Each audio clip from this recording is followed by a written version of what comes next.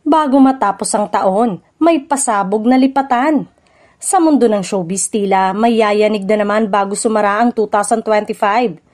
Usap-usapan ngayon na isang dating kapuso with a solid fan base ang papasok sa Kapamilya Network.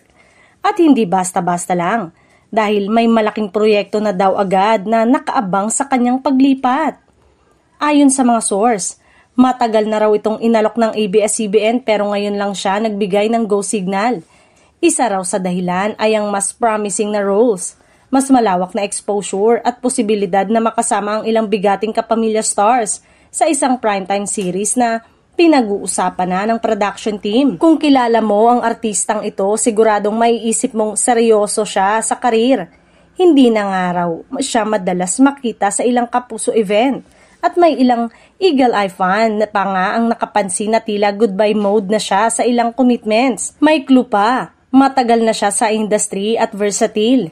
Hindi rin maikakaila na malaking dagok ito sa network na pinanggalingan niya dahil isa siya sa mga talent na matagal nang nagbibigay ng ratings at solid support mula sa fans.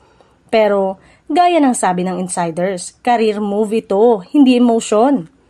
May mga nagsabing sumabak na rin ito sa ilang workshop na hindi konektado sa kanyang dating network. Dahilan para isipin ng marami na naghahanda na ito para sa mas malaking role. Pansin din ng fans na tila nagiging low-key ang kanyang social media at public appearances. Parang naghihintay ng tamang timing bago magpasabog ng balita.